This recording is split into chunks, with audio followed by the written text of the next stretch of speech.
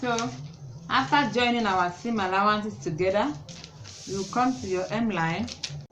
Now come up by 1/2 inch, then connect it to the center of my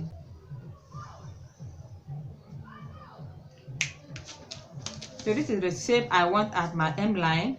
So when I'm cutting out, I'm going to follow this hemline. So now our front basic body is ready. So we are going to drag the back too, also on this one, and I'll be using a different color of marker. The back waist dash starts 1 inch below the set line. So you come to your set line, you measure 1 inch below, and you connect this 1 inch to your waist line.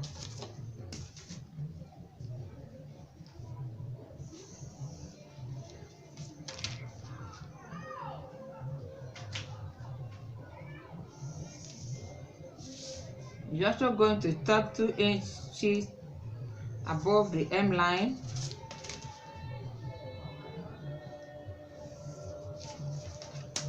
Also, our back armhole is not going to be as covered as the front one. So you put your pattern master on this point and you connect it directly to this place.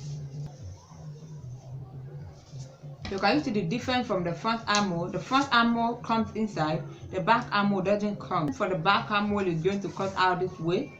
And also the standard for the back neck width is 1. So you come down here, you mark your 1 inch for your neck width, for your neck depth, sorry. Yeah. Set it out with your So this is how our neck width will look like, and for the front is mostly 5. But for this jacket we would not be using it, but let me just draft it and you connect it to the cuff all the way down. So our basic body is ready. We are going to cut out the back basic body first. After cutting it out, we are going to cut the front basic body. So the distance between the front basic body and the back basic body is mostly around that area, the armhole and the neck width. The back waist dash starts 1 inch below the set line, while the front waist dash starts on the nipple point. The way I measure, some people use 1 inch below the nipple point, but the way I measure my shoulder to butt point already fits into that calculation.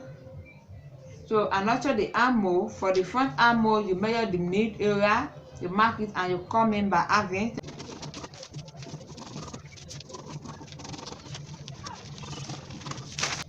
So you can see our basic body cut out. I actually cut out the back. You could see that I did not cut out these 2 inches allowance I used at my margin, because for this tutorial I want my jacket to have an overlap in front that I will fit the button. So I'm going to drag that allowance on this side, but assuming I'm not using it to drag something like a jacket that needs overlap in front, I would have also cut it out. Now I'm going to modify this for my front body and my back body of our jacket. So I'm going to duplicate this back body on another pattern paper. So when I wanted to cut out my back panel, I folded in the allowance on this side. You can see that I folded it in to cut out my back. So also on the neck width, I came up by 1/2 inch. Since what I need for this tutorial is 1/2 inch on the neck depth of the back panel, so I came down by 1/2 inch. So that is what I cut out here. So this is how our back panel for our jacket is going to look like. So now we are going to modify this for the front. Like I said, I want my jacket to have an overlap in front where I fit my buttons. So from the waistline, I'll come up by 2 inches. You can come up by 3 inches. You can come up by 1 inch, depending on what you want. So I want mine to be, let me make my own 2.5. So I'm going to extend it 2.5 to this place. Now I want my overlap in front to be 1.5. So from there I mark my 1.5. I want my 1.5 here. Connect them together. You can use 1 inch depending on what you want.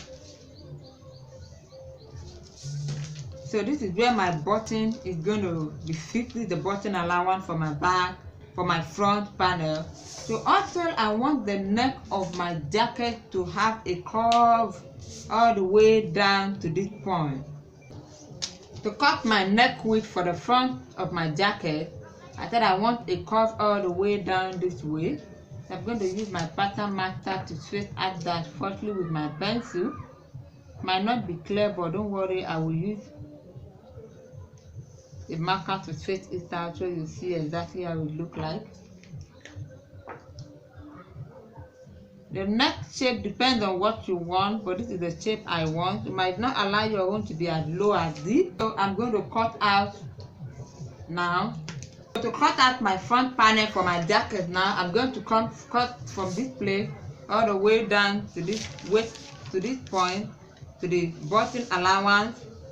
The M line has already been cut. Then to the armhole, I'm going to cut in to this black marker all the way down to the seam allowance. So this is how the front body of my jacket is going to look like, and this is how the back body of my jacket is going to look like.